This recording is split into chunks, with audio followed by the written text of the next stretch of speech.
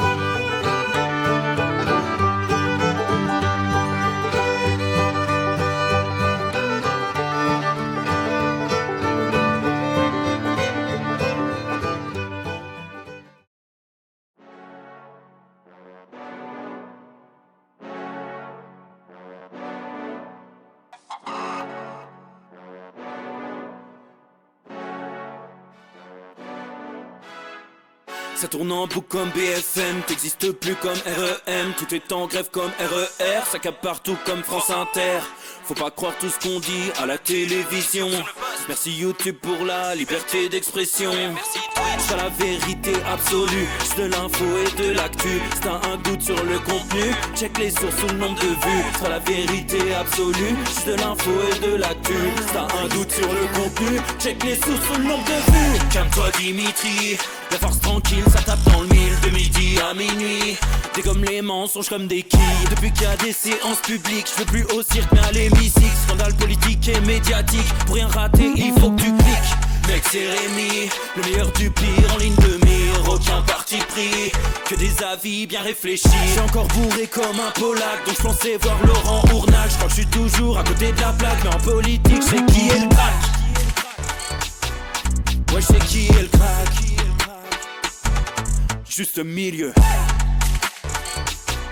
J'crois que j'sais qui est le crack. Ça Salit des kilomètres de presse pour faire un résumé express. Ça charbonne comme un chinois avec la qualité d'un bavarois. On sera en retraite après notre mort, on sera bouffé par l'inflation. Dans le doute je vais voter Voldemort pour les prochaines élections. Passe de la country à la drill sans transition. C'est pas une bonne idée de me confier cette mission. Si t'aimes pas, dégoûte pas les autres. C'est pas moi qui le dis, moi je suis le roi des pauvres. Pour réfléchir, j'ai qu'un euro, non, au moins je tomberai pas dans la fraude. Je le prononcerai Lichesmittel, comme Angela Merkel. Désolé, je fais ce que je peux, je trouve ma répartie chez Lidl. Des enquêtes exceptionnelles, pas de langue de bois et de l'humour. La revue c'est juste mensuel, les vidéos c'est juste tous les jours. Ouais, c'est juste tous les jours. Juste milieu. Regarde ça tous les jours. Juste milieu. Désolé pour mon manque de répartie. Je sais même pas ce que je débite. C'est dur la géopolitique.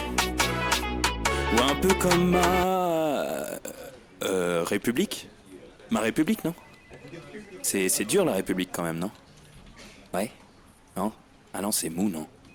Ouais, les mecs se font chier, on dirait un peu. Ouais, c'est un peu mou. Enfin, ça dépend dans quel pays. Ouais. Bah, j'y connais pas grand chose, moi. Et c'est quoi une démocratie déjà?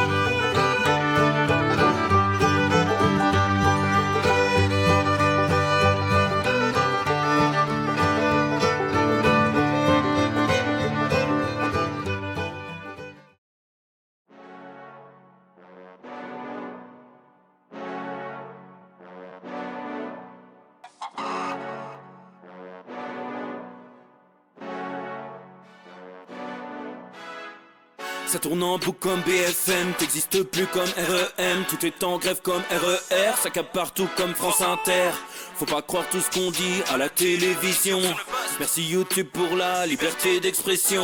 C'est pas la vérité absolue, c'est de l'info et de l'actu. Si t'as un doute sur le contenu, check les sources ou le nombre de vues. C'est pas la vérité absolue, c'est de l'info et de l'actu. Si t'as un doute sur le contenu, check les sources ou le nombre de vues. Calme-toi Dimitri, la force tranquille, ça tape dans le mille. De midi à minuit, dégomme les mensonges comme des quilles. Depuis qu'il y a des séances publiques, je veux plus au cirque mais à l'hémicycle. Scandale politique et médiatique, pour rien rater il faut que tu cliques. Mec c'est Rémi, le meilleur du pire en ligne de mire. Aucun parti pris, que des avis bien réfléchis. J'suis encore bourré comme un Polac, donc j'pensais voir Laurent Ournal. J'crois que j'suis toujours à côté de la plaque, mais en politique j'sais qui est le crack. Ouais j'sais qui est le crack. Juste milieu. J'crois que j'sais qui est le crack. Salit des kilomètres de presse pour faire un résumé express. Ça charbonne comme un chinois avec la qualité d'un bavarois. On sera en retraite après notre mort, on sera bouffé par l'inflation. Dans le doute je vais voter Voldemort pour les prochaines élections. Passe de la country à la drill sans transition. C'est pas une bonne idée de me confier cette mission. Si t'aimes pas, dégoûte pas les autres. C'est pas moi qui le dis, moi je suis le roi des pauvres. Pour réfléchir, j'ai qu'un euro, non, au moins je tomberai pas dans la fraude. Je le prononcerai Lichesmittel, comme Angela Merkel. Désolé, je fais ce que je peux, je trouve ma répartie chez Lidl. Des enquêtes exceptionnelles, pas de langue de bois et de l'humour. La revue c'est juste mensuel, les vidéos c'est juste tous les jours. Ouais, c'est juste tous les jours. juste milieu. Regarde ça tous les jours. Juste milieu. Désolé pour mon manque de répartie. Je sais même pas ce que je débite. C'est dur la géopolitique. Ou un peu comme ma... République. Ma République, non? C'est dur la République quand même, non? Ouais? Non? Ah non, c'est mou, non? Ouais, les mecs se font chier, on dirait un peu. Ouais, c'est un peu mou. Enfin, ça dépend dans quel pays. Ouais. J'y connais pas grand chose, moi. Et c'est quoi une démocratie déjà?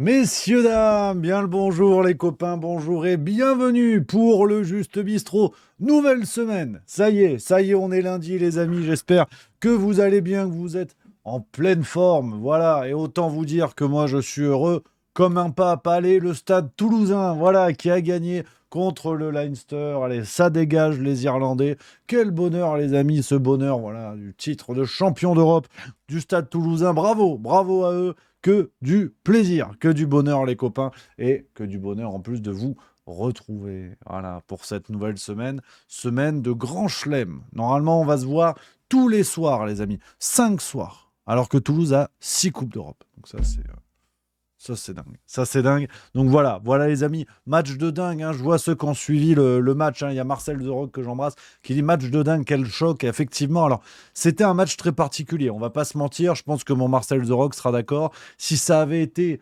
Oyonnax Agen, on aurait dit putain quel match de merde. C'était extrêmement serré, extrêmement tendu, un match essentiellement défensif, hein. Le premier essai arrive en prolongation.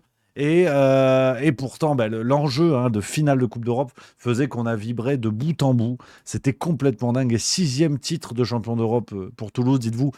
C'est 2 de plus que n'importe quel autre club en Europe. Monstrueux. Performance défensive monstrueuse de Toulouse, qui finissent à 290 plaquages, quelque chose comme ça. Extraordinaire. Jack Willis, énorme, avec 30 plaquages. Enfin, on s'est régalé sur le plan défensif, hein. Une intensité vraiment folle. Que du bonheur. Merci les copains. À Miss Deans, que j'embrasse, qui vient de subprime 24e mois et qui sera là, Fréjus. Ah, c'est magnifique. Vedette parmi les vedettes. Ma Miss Deans, j'ai hâte de te faire le bisou avec voilà, tout le monde, la famille, c'est génial. Merci à Kaiser Insoz également, qui vient de subprime 12e mois. Merci camarade. Nono0750, sub 12e mois. Merci beaucoup. Et Zéa 7777, nouveau sub. C'est la première fois on a des petits nouveaux. Merci beaucoup. Et Kundune 73, que j'embrasse également. J'embrasse tout le monde. Je suis un humain. Voilà, Macundune qui vient de sub 9e mois, merci beaucoup. Et c'est vrai que Marcel The Rock, qui effectivement en était énervé, de la même manière, les Irlandais toujours hors jeu à pourrir les Rucks, mais je trouve que Toulouse s'en est quand même très bien sorti, et ça fait plaisir, donc voilà. Que je n'oublie personne dans les subs. Attendez, bougez pas. Pourquoi ça s'en va pas, ça? Faut que ça parte, le cadre. Là, j'ai quelqu'un, mais je vois pas qui c'est qui a sub. J'ai un cadre bizarre, là. Dégagez-moi ça, s'il vous plaît. Ah, c'est pas possible. Train de la hype. Merci à quelqu'un qui a sub 24e mois. Mais je vois pas qui c'est tout en... Ah, Babcom5, voilà mon Babcom5 que j'embrasse. Merci camarade qui vient de subprime, voilà, ça fait plaisir, que j'oublie pas. Mister Chapelle R qui vient de sub 5e mois également, merci beaucoup. Et je crois qu'on est bon, je n'ai oublié personne. Socrate Chat Bleu, 20e mois, merci beaucoup, camarade. Et Urkando, 66, 11e mois. Voilà, là, j'ai le tiercé dans l'ordre. Voilà, voilà les amis. Shinsama, 37, 20e mois. C'est une pluie de subs aujourd'hui. Voilà. C'est une pluie de subs. Merci les amis, merci les copains. On rappelle pour ceux qui nous regardent sur Twitch ou Facebook, ou Twitter, rejoignez-nous sur Twitch les amis. Je réponds au chat de Twitch, le petit. C'est la famille de Twitch, vous allez voir. C'est simple comme bonjour. Je vous mets un commentaire. Si vous regardez ça sur Twitter directement, vous allez dans les commentaires. Je viens de mettre le lien. Donc vous pouvez nous rejoindre sur Twitch. Plus on est de fous, plus on rit, et c'est surtout que plus ça fait monter le Juste Bistrot dans l'algorithme, et je peux vous dire que ça fait bugger. Parce que les gens qui viennent sur Twitch disent oui, on va regarder les jeux vidéo, on va regarder des trucs. Là, ils voient un pangolin en chemise bleue. Donc pour l'expérience scientifique, venez sur Twitch, ne serait-ce que pour ça, finalement. Et surtout pour ça. Voilà un petit peu les copains. J'espère que vous, ça va, que vous êtes... Est-ce que le week-end a été bon? Dites-moi, est-ce que ça a mangé du barbecue? Parce que j'ai un grand projet de rachat de barbecue pour ce week-end. Voilà. Non, je le dis, je l'officialise. Je pense que samedi, on va faire péter le budget. Alors oui et non. C'est-à-dire que le dernier barbecue, parce que tu sais, en Suisse, j'ai une terrasse qui est sympa comme tout, et tu as le droit de faire des barbecues à gaz ou électrique. Donc ça, c'est bien. C'est déjà bien. Et donc, j'en avais acheté un, mais il y a 5 ans. Le bordel, je l'avais payé 70 balles, 70, comme on dit ici en Suisse, et c'est vrai que je ne l'ai pas entretenu de fou. Donc le bordel, c'est plus ou moins une cuve, en fait, désormais. C'est Renault, finalement, mon barbecue. Et là, il y a un projet de changement, parce qu'il est vraiment pété. C'est le truc qui fait l'étincelle, qui allume le circuit de gaz, ça marche plus. Ça, à la limite, tu me dis, c'est pas grave, tu l'allumes avec n'importe quoi. Mais fuite de gaz sur le tuyau. Il y a l'embout est percé, ça, c'est pas bon. Parce que tu pètes, tu prends feu. Donc ça, c'est pas normal. Donc voilà les amis, pour ce projet. Est-ce que ça a mangé du barbecue ce week-end? Ça m'intéresse parce que j'ai faim. Salade à midi, home trainer ce soir. J'ai chez le coiffeur en fin de semaine. Non, je pense que, comme on dit dans le milieu du spectacle, j'espère que je vais ken. Voilà, c'est pour commencer la semaine. Une petite blague en dessous de la ceinture. Ça ne mange pas de pain. Voilà les amis. Heureux de vous retrouver. Vous savez où vous mettez les pieds de toute façon. Salut à Bayard92 qui vient de sub 7e mois. Merci beaucoup, camarade que j'embrasse. Alexandrine 59 également. Subprime 22e mois. Tous les fidèles de chez Fidèle sont au rendez-vous. Ça fait plaisir. Voilà les copains. Mon Marcel The Rock qui dit t'as été un peu tendre avec ce sacam. Je suppose que ça veut dire ce sac à merde. Je suppose de Laurent Alexandre, je trouve. Ouais. Oui, j'ai été sympa. J'ai été sympatoche. Alors par contre, attention quand même, il y a des messages dans le chat qui ne me plaisent pas du tout. Des gens qui commencent à m'écrire, oui, poulpe au barbecue, saucisse de Toulouse et magret. Ça par contre, c'est non. Ça, je peux ban les gens. On ne parle pas de manger à des gens qui ont faim. Déjà qu'après, on va s'énerver parce que je vais vous parler Festival de Cannes. On ne comprend plus. Attention quand même. Ne provoquez pas les gens parce que après vous vous étonnez, oui, attends, voilà. Non, faut pas. Non, alors Pen Manoir qui dit un petit canard grillé au tofu. Ça faut voir. Tofu mariné, c'est bon. Attention, voilà. Qu'on commence quand même sur les vrais sujets. Tofu mariné, c'est bon. J'ai déjà mangé, salade, truc bien mariné, tu sais, sauce soja sucré, citronnelle, oignon jaune. Tu bricoles, non, c'est très bon. Le tofu est sous-estimé, je trouve. C'est ne manger que ça qui est problématique. C'est ça le truc. Voilà. Mais j'aime bien. Salut à mon Aziz du 69 qui dit j'avoue que perso j'ai rarement le temps de participer au Twitch, mais je ne rate jamais la rediff sur YouTube. Merci mon Aziz, merci à toi camarade. 69 c'est Lyon, c'est ça, c'est le Rhône. Voilà, Lyon, bravo à toi. Mister Chapelle R qui dit non, chorizo flambé à l'eau de vie, recette portugaise. Ah oui, je m'en doute. Ça doit être bon. Enfin, de toute façon moi à chorizo ça doit être bon. Tu me le mets où tu veux. Enfin. Je m'entends, mais ça doit être très très très bon.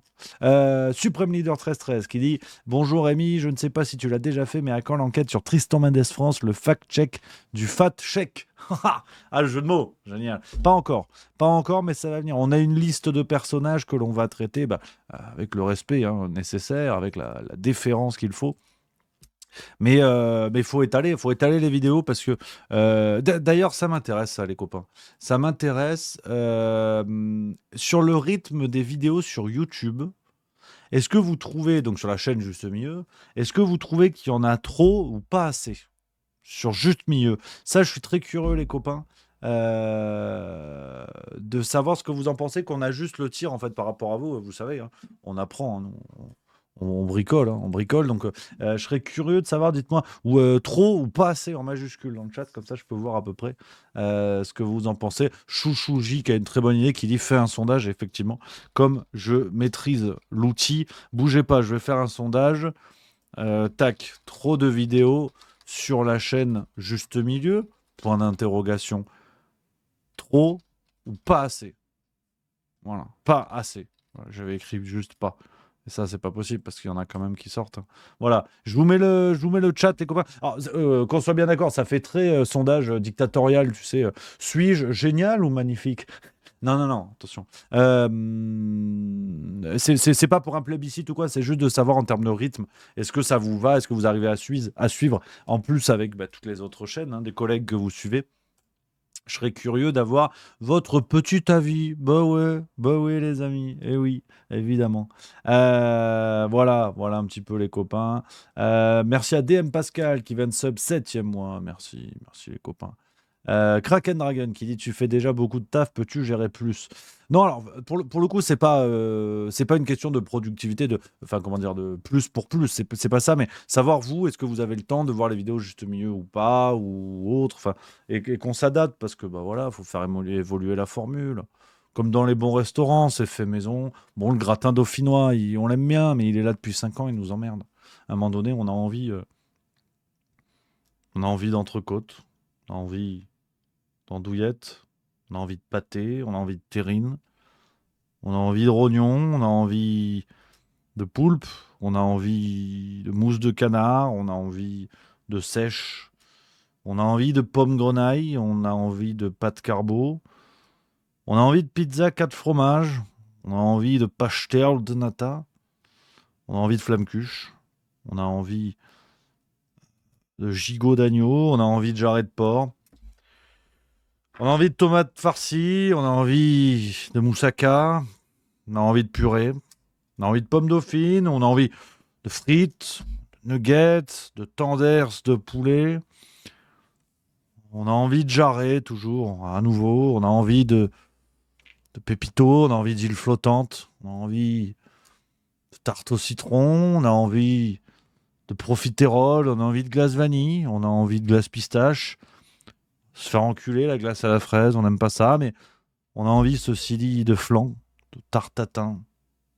On a envie de basse-côte, on a envie de collier, on a envie de côte de porc, on a envie de dinde, on a envie de viande blanche, de viande rouge, de viande périmée. Pardon, je sais pas ce qui m'a pris, excusez-moi. Waouh, c'est énorme ce qui vient de se passer. Excusez-moi, tu vois, je suis parti là. J'ai laissé parler mon ventre, très très mauvaise idée, hein. Ah, excusez-moi, Oh le con.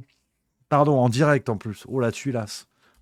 Faut l'animer l'émission parce que et on est sur Twitch, il y a des codes, hein. Ah, merde, pardon. Excusez-moi. C'est marrant parce que c'est vrai que j'ai pas dit poisson. Il y a Stealth5 qui l'a remarqué. Non, j'aime le poisson. J'aime le maigre. J'aime la dorade. Je rigole. Non, on va pas recommencer, attention. Non, voilà, allez, on y va. On arrête. C'est 17h, on n'a rien dit. 17h, on n'a rien dit. Je fais mon menu. C'est quoi cette émission? Je fais mon menu. Vous êtes déjà bientôt 400. N'importe quoi. Ça m'inquiète en vrai, hein.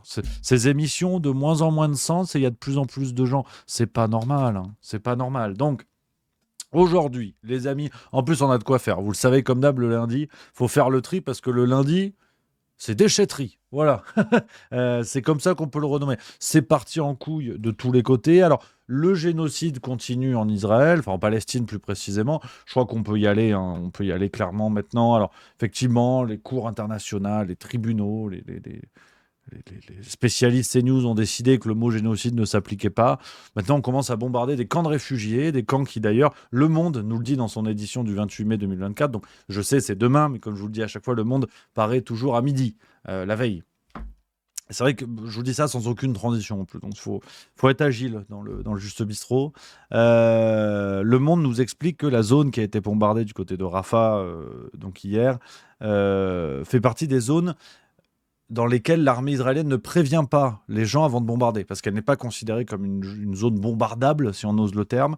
Donc voilà à peu près où on en est. Donc voilà, évidemment, je crois que c'est même plus du courage de dire en fait ce qui se passe, de reconnaître ce qui se passe. Pendant ce temps, Emmanuel Macron joue au baby-foot. Alors, je vais essayer de vous résumer ce qui s'est passé ces derniers jours, mais je commence à avoir du mal à suivre. Je vous avoue, je commence à avoir pas mal de mal parce que les actualités se succèdent à un rythme fou. Et tu vois, Emmanuel Macron était en Allemagne pour une visite présidentielle. Ça n'avait pas été le cas depuis 20 ans. Alors, j'avais pas compris au départ parce qu'ils y vont tout le temps, mais là, c'est dans un contexte présidentiel. Donc comme c'est super important, du coup, il a joué au baby-foot avec le président allemand. Alors pareil, on ne sait pas qui c'est. Mais il y a un président en Allemagne. C'est le chancelier, si tu veux, qui politiquement pèse le plus. Tu as le président allemand bon, qui chine les paplards. Voilà.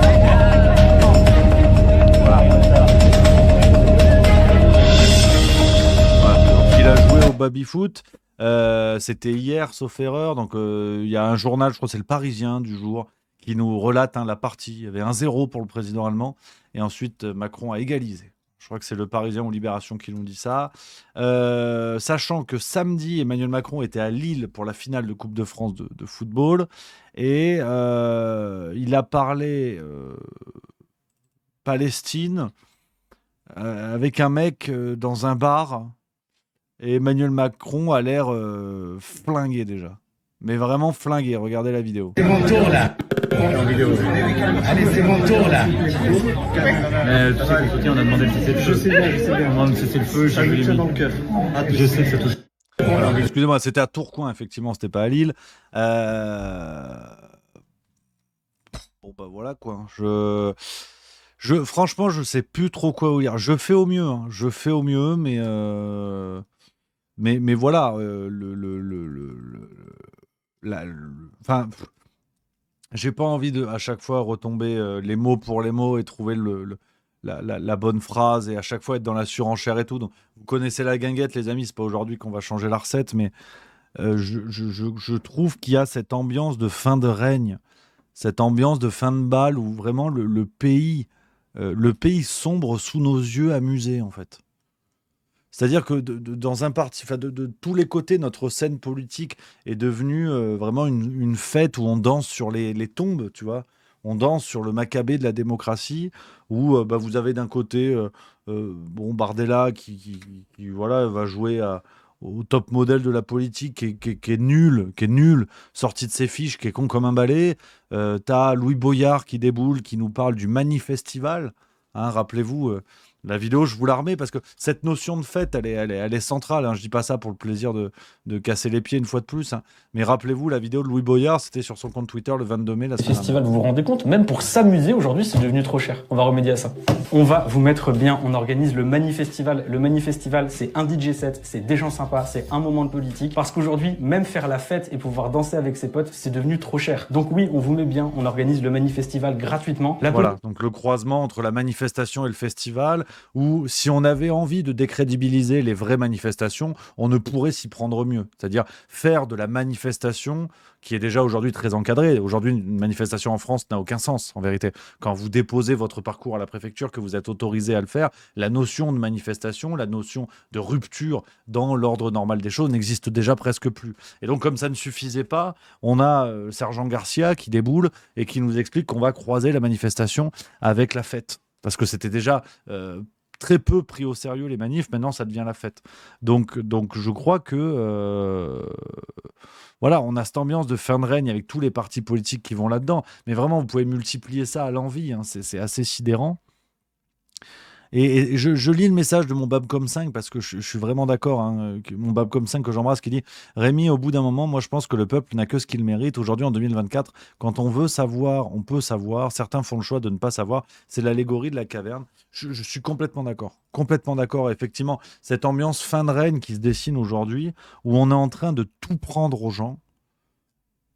Symboliquement, vous prenez sur la notion des impôts qui effectivement qui augmente, où on voit bien que le pouvoir d'achat est de plus en plus faible, on voit bien les gens qui galèrent. Aujourd'hui, vous voyez en France, par exemple, une enseigne brésilienne qui s'appelle Atacado, ou Atacao, comme on dit, je parle pas brésilien, qui va ouvrir son tout premier magasin en France. Dites-vous qu'Atacado ou Atacao, je sais pas comment on dit, c'est un magasin brésilien, un magasin de semi-gros pour les particuliers, donc vous achetez comme des grosses quantités de riz, de denrées, de matières premières alimentaires, et c'est destiné aux pauvres au Brésil. Et ce magasin arrive en France. Donc, je ne sais pas si vous vous rendez compte en fait de la descente en fait, la descente réelle du pays. C'est-à-dire que si vous prenez semaine après semaine, vous isolez tout ça, on va vous dire non mais faut abuser, vous abusez, vous exagérez, c'est pour faire peur et tout. Mais regardez l'état de la France il y a 15 ans. Regardez aujourd'hui. Alors, il y a Petit Pois Carotte qui dit bonjour Rémi, j'aimerais faire aller sur le Discord, s'il te plaît, mais pour parler de quoi, camarade? Est-ce que c'est pour parler de ça ou pour parler d'autre chose? N'hésite pas à me dire. Donc, non, je pense sérieusement, les amis, qu'il y a une ambiance de fin de règne où on prend tout aux gens jusqu'à leur propre mort.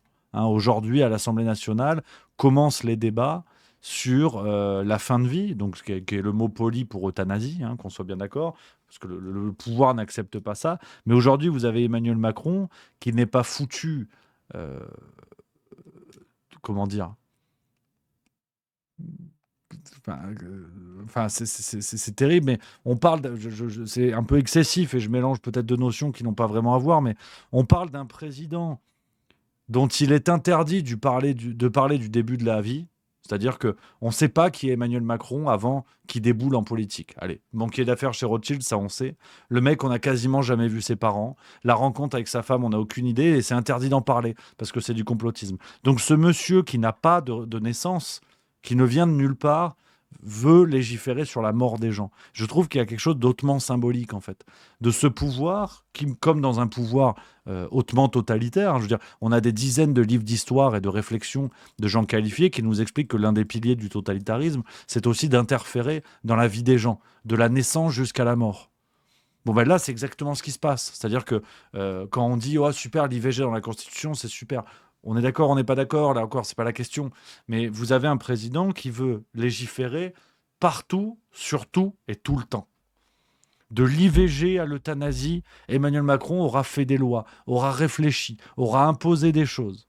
Avec une armée de Playmobil qui sont les députés LREM, faussement appelés majorité, parce que pour vous dire, hein, l'état de la propagande politique française, on vous parle aujourd'hui de la majorité. Ça n'est pas vrai. À l'Assemblée nationale, La République En Marche, enfin Renaissance, ce qui d'ailleurs en dit déjà long, Renaissance n'est pas la majorité. Donc pour vous dire le niveau de propagande qui infuse comme ça les esprits, où on fait gober n'importe quoi, jusqu'à des détails, entre guillemets. Mais c'est un détail qui a toute son importance. Donc ces gens-là légifèrent dans la vie de tout le monde. Mais dans un silence absolu, en fait, dans un désintérêt absolu. Et qui peut se comprendre ou pas, mais... parce qu'effectivement, je peux tout à fait comprendre les gens qui sont... qui sont sur la question du pouvoir d'achat, c'est-à-dire qui se demandent ce qu'ils vont bouffer à la fin du mois. Et je comprends ces gens-là pour qui, effectivement, bon, la question de l'euthanasie, c'est peut-être pas la priorité quand tu sais pas ce que tu bouffes la semaine prochaine. Je peux le comprendre. Et c'est là où le projet politique qui est porté est encore plus malsain, parce qu'il arrive à un moment d'utilité pour ces gens qui sont au pouvoir. C'est-à-dire que le débat sur l'euthanasie, on le calque avec le calendrier des européennes. Les citoyens ont déjà du mal à suivre les européennes, à comprendre ce qui se passe avec 38 listes. Et en plus, vous rajoutez un débat de société aussi important que celui de la légalisation de l'euthanasie. Donc c'est complètement dingue. C'est complètement dingue. Vous faites ça dans le dos des gens. Aujourd'hui, si vous avez envie vraiment de péter les plombs, lisez les quotidiens. Vous faites Libération, Le Parisien, L'Opinion, Le Figaro. Tous les médias te parlent de ça. Tous les journaux te parlent de ça. Mais tu as l'impression de ne pas lire la même chose. Ils rendent le sujet d'une complexité folle. Ils t'expliquent qu'il y a eu des modifications sur des changements de mots.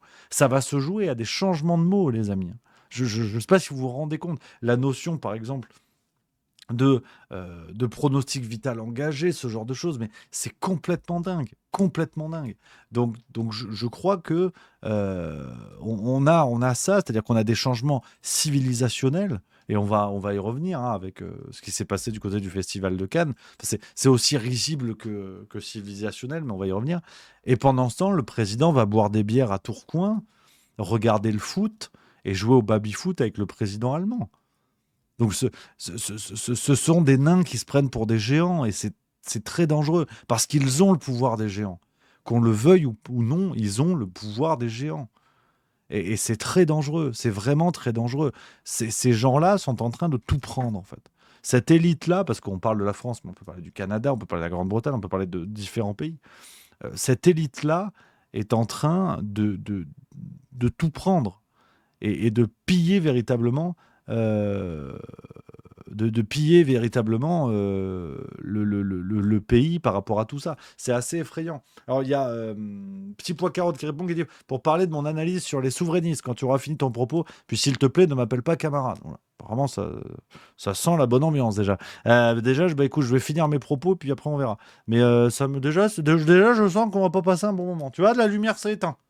Ça, c'est un signe. Ah, ça, c'est un signe. Donc, non, mais c'est pour la blague. Mais oui, si je reparle de ça aujourd'hui, on va voir. Parce que, comme tu l'auras remarqué, c'est pas le sujet. Mais, donc non, je suis vraiment sidéré, les amis, de ce qui se passe en ce moment. Et avec une légèreté déconcertante. Hein. J'ai vu quelqu'un, je crois que c'est encore mon Babcom 5, bouge pas, qui m'a parlé. Attends, tu discutais en famille. Voilà, mon Babcom 5 il dit j'ai eu un débat houleux ce week-end avec des amis qui refusaient catégoriquement d'entendre que je m'informais ailleurs que sur BFM et LCI, que pour eux YouTube ne produit que du complotisme.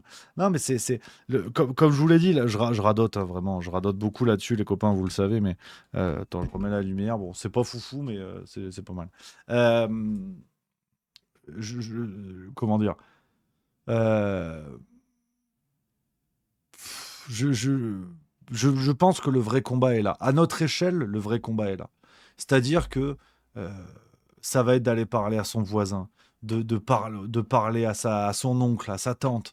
euh, mais comment dire, déjà de rendre possible la discussion. C'est ça qui me fait peur aujourd'hui.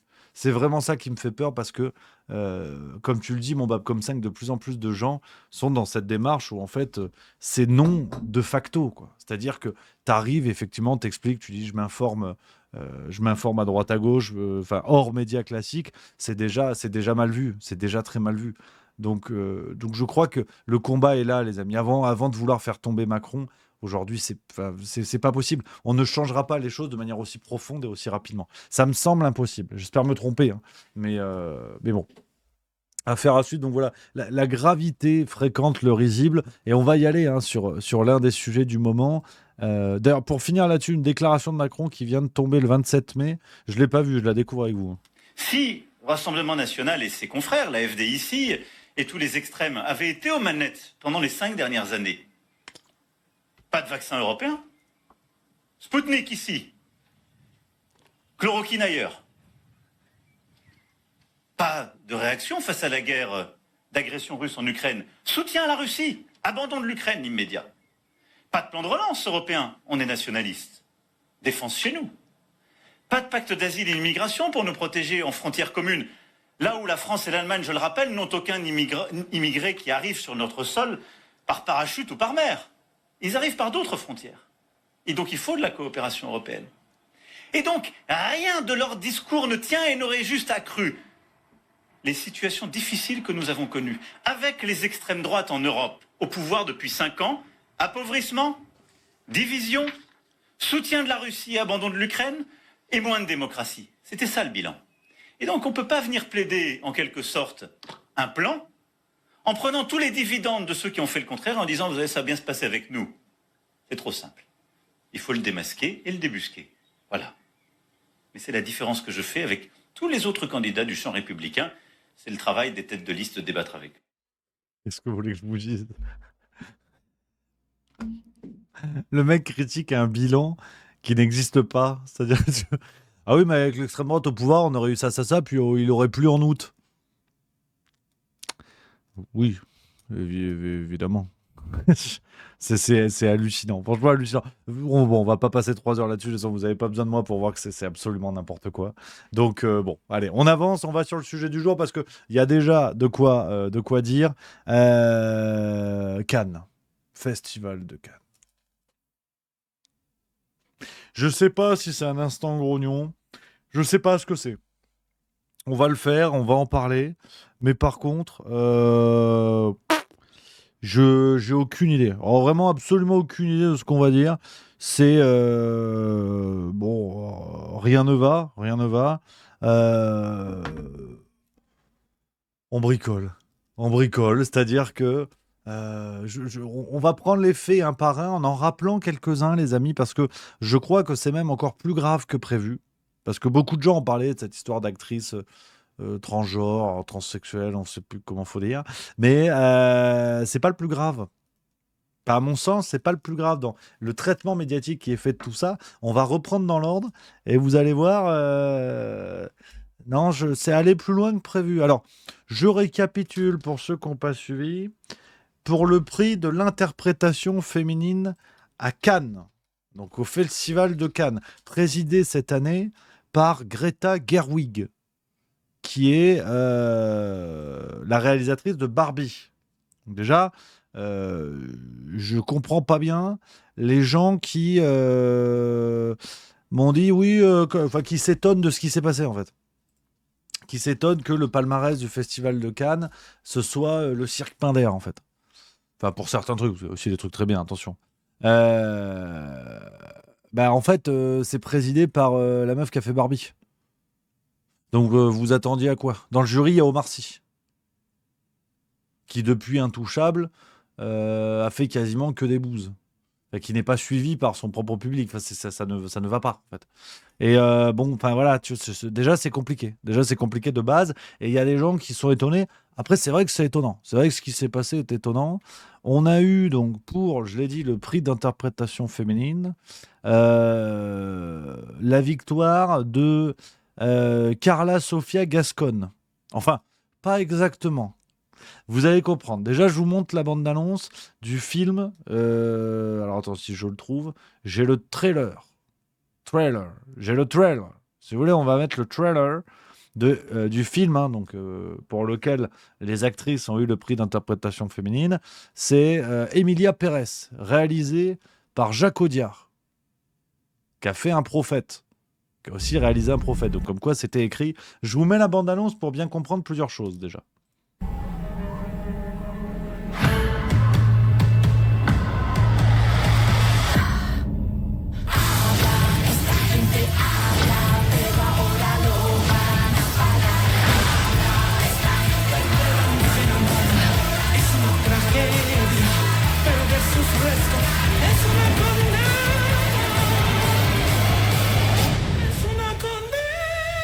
Voilà, donc vous avez compris. Donc pour ce film, donc je vous raconte le synopsis, hein. Dans Emilia Pérez, Carla Sofia Gascon tient le rôle d'un narcotrafiquant qui, se sentant plus femme qu'homme, décide de changer de sexe. Donc c'est un film sur fond de mafia, la drogue, machin et tout. Et l'actrice dont tout le monde parle, c'est donc Carla Sofia Gascon, qui a eu...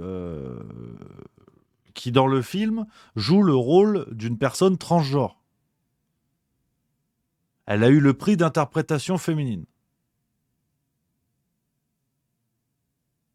J'installe un silence parce que du coup, elle est où l'interprétation?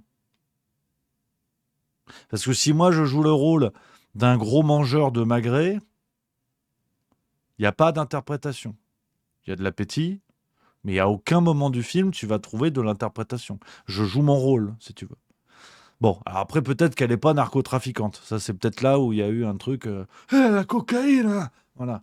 Mais c'est pas... voilà. Sur le papier, c'est pas révolutionnaire ce qu'elle était amenée à jouer.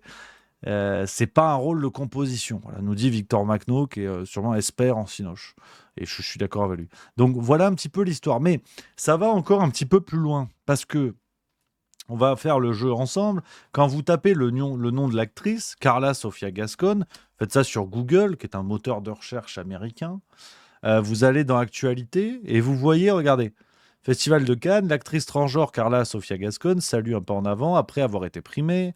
La première actrice trans récompensée. Alors voilà, c'est déjà un petit peu plus honnête. Donc ça, c'est bien. Parce que beaucoup de médias, et notamment ce matin dans les journaux, nous parlaient de l'actrice Carla Sofia Gascon qui avait été récompensée. Elle a été récompensée. Sauf que c'est un prix d'ensemble. Elles sont 4 à avoir eu ce prix, avec les actrices du film Zoé Saldana, Adriana Paz et Selena Gomez. Donc ça va encore plus loin que ça. C'est-à-dire que vous avez une personne transgenre qui a été primée, ça on va y revenir, mais les médias eux-mêmes font le choix, dans la grande majorité, de présenter cette récompense comme celle d'une actrice. Donc déjà, il y a un choix qui est fait sur l'attribution. C'est un prix d'ensemble. À aucun moment, il n'y a qu'elle qui est primée. Et l'escroquerie va encore plus loin, et c'est justement à se demander que finalement, on est face à une séquence médiatique qui semble préparée. Parce que, après, c'est Cannes, on n'attend pas beaucoup de sincérité du monde du cinéma. Commencez à connaître mon point de vue là-dessus. Mais on est dans une démarche de propagande où déjà, la surprise, mais c'est arrangé parce qu'on présente ça comme une récompense attribuée à une personne. C'est pas vrai. On assiste en direct à une invisibilisation des femmes. Parce que regardez, au moment de la remise de la récompense, combien de personnes pour ce prix d'ensemble, donc 4 actrices qui auraient dû avoir le prix. Regardez combien de personnes vont arriver sur scène. Le prix d'interprétation féminine sera au pluriel. Ce prix est accordé à... Prix d'ensemble pour Emilia Pérez. Carla Sofía Gascón, Selena Gómez, Adriana Paz, Zoe Saldana.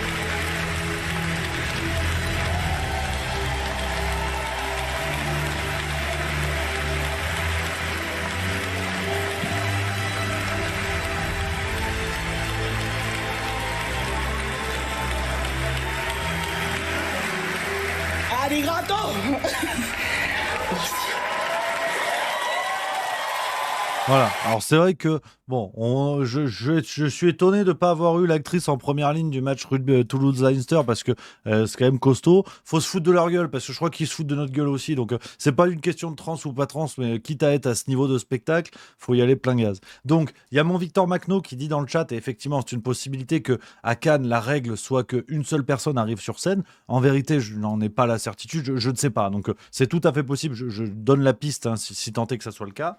Mais toujours est-il que c'est cette personne précisément qui est invitée.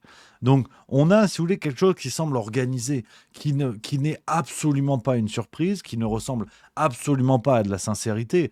Dans une édition dont le jury est présidé par Greta Gerwig, voilà quoi, on boucle la boucle avec donc cette personne qui déboule, qui récupère le prix. Je précise le fait que sur le papier, on s'en fout, mais j'aurais aimé savoir la réaction sur, je sais pas, un autre prix avec une troupe d'acteurs, 5 femmes, 1 homme. Le prix est remis parce que la règle veut qu'une seule personne arrive sur scène. C'est l'homme qui y va. Le lendemain, ça faisait la une de Libération. Donc là, on a une invisibilisation des femmes qui ne dit pas son nom. Et on va continuer là-dessus parce que je voudrais vous parler de la notion presque dystopique qu'il y a dans tout ça, au-delà de tout ce qui a été dit et tout ça. Donc on continue à tirer un petit peu le fil. Donc vous avez vu, alors le discours, ça m'a mis les chocottes. Franchement, ça m'a mis les chocottes parce que ça fait peur. Vous allez voir, regardez la fin du discours, ça m'a mis les chocottes. Les figurants, les danseurs, Damian, mon meilleur ami et chorégraphe, toutes les personnes qui nous ont permis de créer ce magnifique chef-d'œuvre.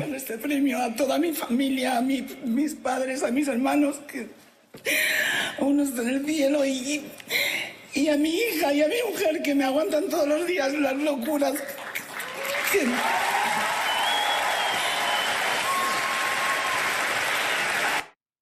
Voilà. Et il y a un autre petit bout que je voulais vous montrer. C'est sûr que ça change des discours habituels de Cannes. Hein. Vous allez voir, à la fin, moi, j'ai eu peur. J'ai pleuré parce que j'ai eu peur. Regarde, elle nous a poussé. ¿Cómo no? Y cómo no a todas las personas trans que estamos sufriendo todos los putos días. El odio. El odio. Y cómo no? Ouais, j'ai eu peur. Franchement, j'ai eu peur. Donc bon, bah, elle a eu le prix. On rappelle avant, parce que c'est vrai qu'aujourd'hui, donc on parle de Carla Sofia Gascon. Avant, c'était, ce qui est bizarre comme phrase, mais bon, c'est pas grave, Carlos Gascon. Voilà, ça, c'est Carlos. Bon, bah, c'est Carlos avant, Carlos après. Là, il n'a pas de prix. Là, il a un prix. Alors, je ne sais pas si c'est lié, mais en tout cas, là, on ne sait pas qui c'est à gauche. À droite, il a pris le Cannes. Donc, voilà. Et alors, c'est vrai que bon, Simone Veil en sueur, hein, parce qu'on a eu forcément des discours de progrès derrière. Notamment, je vous mets une petite vidéo encore après la remise du prix. C'est l'AFP. Regardez, lisez bien les sous-titres parce que ça vaut le pesant de cacahuètes quand même. It's wonderful. Congratulations.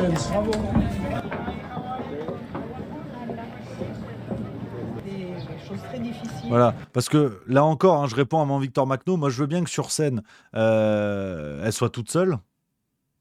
Enfin, il soit tout seul. On va arrêter la mascarade 2 heures.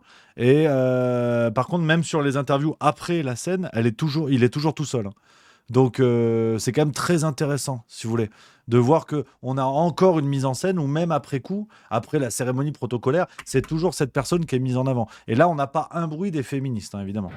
Y yo creo que estamos todo el día escuchando insultos, denigrarnos, la sociedad intentando hundirnos. Yo no entiendo por qué, la verdad no lo entiendo todavía, cómo la gente le importa tanto lo que cada quien haga con su cuerpo, cuál es el mal que yo hago ganando este premio, cuál es el mal que yo hago existiendo. Y hay mucha gente que nos odia simplemente por existir. Entonces creo que es un paso adelante, creo que es maravilloso haber sido la primera mujer trans. No me gustan las etiquetas, pero cuando hay que resaltar una minoría creo que son importantes. Creo que es muy importante este premio para todas ellas y para todos los hombres trans, dedicadísimo a todas las personas trans. Además que la película va de eso, ¿no? Yo creo que es un antes y un después.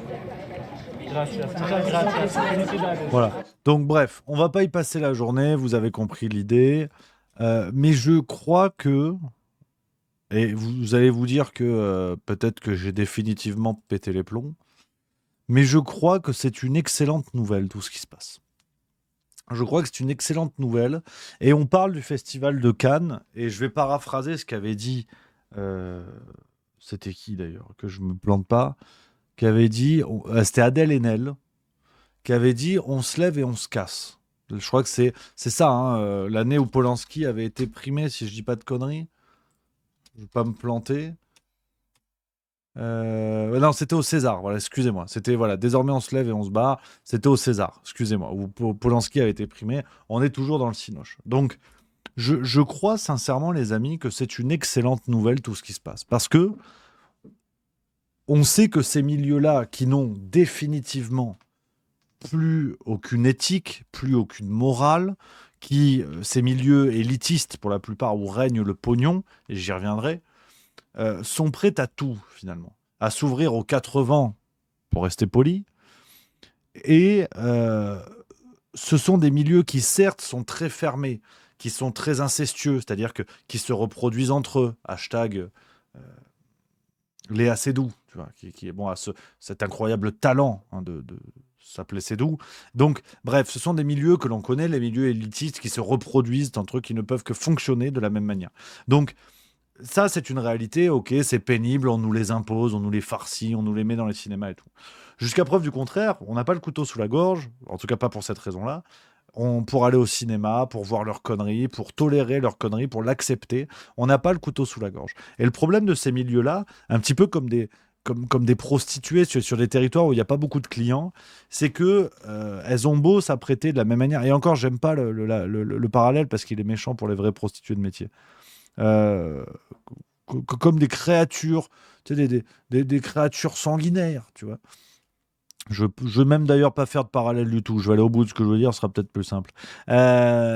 Ces milieux-là peuvent sombrer dans tous les délires, dans tous les courants artistiques, même les plus zinzins par moments, les plus géniaux à d'autres moments, parfois les plus zinzins. Mais in fine, ces milieux sont dépendants de l'argent, sont dépendants du pognon. Donc, certes, il y a une partie de pognon public que l'on donne à ces escrocs sans l'aval des gens. Et ça, je suis d'accord que c'est une escroquerie qui n'est pas prête de prendre fin. Par contre, pour le reste, regardez l'exemple de Disney. Regardez l'exemple de Disney qui s'est écroulé dans la fange woke, qui a vu ses parts de marché s'effondrer et qui est en train de faire demi-tour. Parce que les actionnaires, à un moment donné, sont venus dire « ça suffit les conneries, il n'y a plus de billets verts ». Donc je crois que ces milieux-là, parce que justement, ils ne représentent plus qu'eux-mêmes, on est en train de perdre cette universalité de l'art qui fait que là où avant ça passait pour de l'élitisme avec le cinéma d'auteur que tout le monde ne peut pas comprendre, aujourd'hui ce cinéma devient de plus en plus minoritaire parce qu'il est ouvert à toutes les idéologies du moment et on a besoin de films comme Un petit truc en plus, on a besoin des films de Gaston Bide, on a besoin des Marvel pour que le cinéma d'auteur français puisse exister. Hein, vous savez que sur chaque prix, sur chaque ticket de cinéma acheté en France, il y a une part, je crois 1 euro ou 2 environ, quelque chose comme ça, il y a une part qui est donnée au CNC pour financer toutes ces merdes qui viennent peupler le Festival de Cannes. Donc ce cinéma élitiste, plus que jamais, est sous perfusion d'un cinéma dont il se moque, le cinéma populaire, qui lui va peut-être justement un peu se moquer de ces délires-là, tu vois. Le cinéma d'auteur très intelligent, très malin, qui lutte contre le racisme, critique ouvertement un film comme À bras ouverts ou comme Qu'est-ce qu'on a fait au bon Dieu, avec toutes les critiques qu'on peut apporter, c'est pas le sujet, hein. Mais le Festival de Cannes a terriblement besoin de ces films de merde, en tout cas comme ils le jugent, pour exister. Tout comme ils ont besoin des Marvel et compagnie. Donc c'est là où ce système de toute façon va s'effondrer. Parce que déjà, pour une raison anthropologique, hein, qui est quand même basique, demain, vous enfermez 10 acteurs transgenres, 5 hommes, 5 femmes, ou anciennement femmes, ce que vous voulez, sur une île déserte, vous n'êtes pas prêt de voir une civilisation. C'est malheureux, mais c'est la nature. C'est comme ça. Donc, si vous voulez, il faut revenir aussi à du basique, quoi. À du basique, et ce qui se passe au Festival de Cannes, à titre personnel, je le regarde avec des grands yeux. Peut-être que le film est très bien, ceci dit, hein, parce qu'au départ, on est quand même rassemblés autour de ça. Mais c'est un système qui va s'effondrer, qui ne pourra pas fonctionner en vase clos éternellement. Quand les gens vont se détourner, quand ça va devenir un sujet de moquerie, que ça ne fera plus bander que 4 bobos dans le marais, ils vont faire demi-tour. C'est ce qui se passe avec Disney aux États-Unis.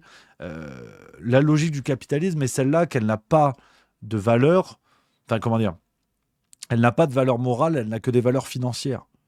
Donc si demain toute la société se détourne de leurs films à la con, se moque d'eux, pointe les dangers de cette propagande-là qui nie le réel, et que finalement la mode redevient aux comédies avec par exemple des handicapés, comme fait Artus, comme tente d'initier Artus, et immense coup de chapeau à lui, mais vous verrez que la société du cinéma fera demi-tour. Peut-être pas tous, il y aura toujours des guignols pour nous servir n'importe quoi, mais ils sont,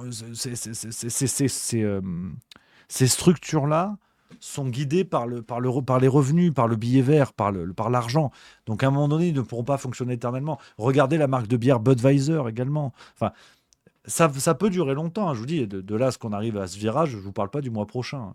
Mais de toute façon, ils ne pourront pas fonctionner éternellement en vase clos. Tant qu'ils n'ont pas fait s'écrouler la classe moyenne et les classes pauvres, qui sont quand même le gros des revenus. Hein. N'oubliez pas que, comme on l'a dit, le Festival de Cannes existe parce que le peuple va voir des films qui ne sont pas ceux du Festival de Cannes pour la plupart.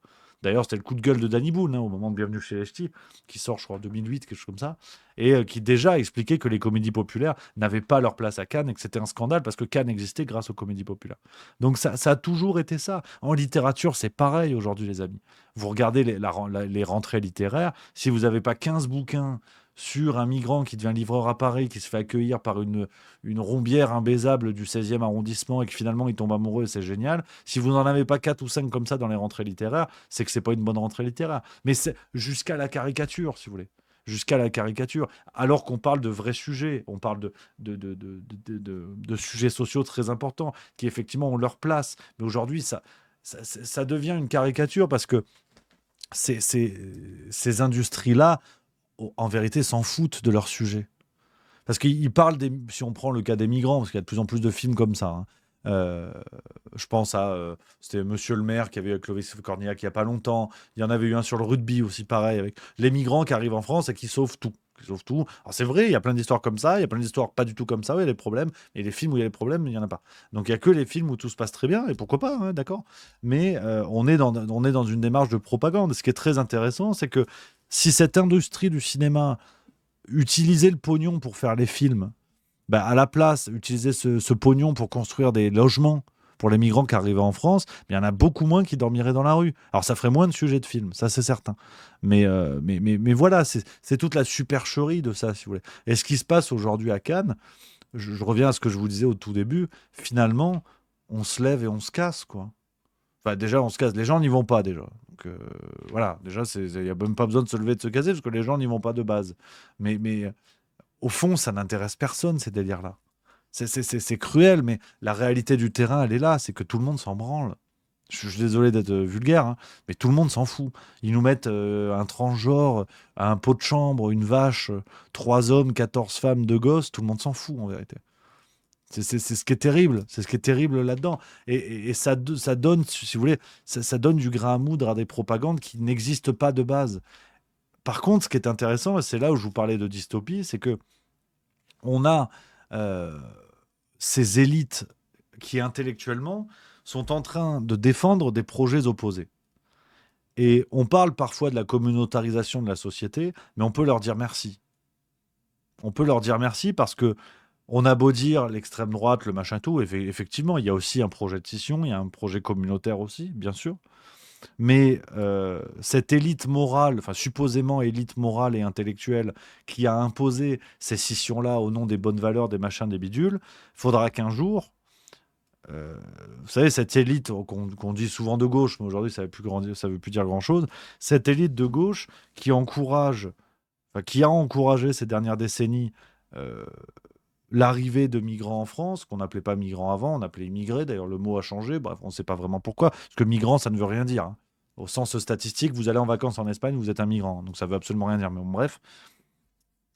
Cette élite-là qui a encouragé l'immigration en France au nom de l'intégration, au nom du mélange culturel, au nom de tout ça, ça a commencé il y a, voilà, touche pas à mon pote, les années 80. Ça n'a absolument rien changé, hein. On voit bien que l'immigration aujourd'hui pose des problèmes, que ces bonnes valeurs-là ont été abandonnées par ceux-là même qui ont encouragé les mouvements d'immigration, que ce soit politiquement, culturellement, médiatiquement et compagnie. Ces causes-là ont été abandonnées, hein. Combien de membres du showbiz qui ont filé du pognon, ne serait-ce qu'un euro par symbolisme, pour financer un centre d'accueil ou des choses comme ça? Combien? Il y en a, hein, mais pas beaucoup. Donc, vous voyez bien que voilà, ça ne fonctionne pas, mais il faut bien se reporter sur une autre cause. Parce que pour être toujours du bon côté du manche moral, il faut se reporter sur une autre cause. Donc là, aujourd'hui, leur truc, c'est le courant LGBT. Donc, ils soutiennent le courant LGBT. C'est super, les drag queens, LGBT, tout ce que vous voulez. Mais le jour où ces deux communautés-là, on va dire, qui se sont développées avec l'aval de cette élite morale, le jour où ces deux communautés vont se rentrer dedans, on va faire comment?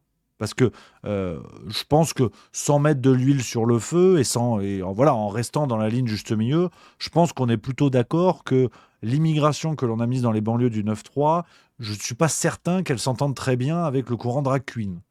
Voilà, si vous voulez, de Sevran à minima gesté, j'ai l'impression qu'il y a un gap quand même.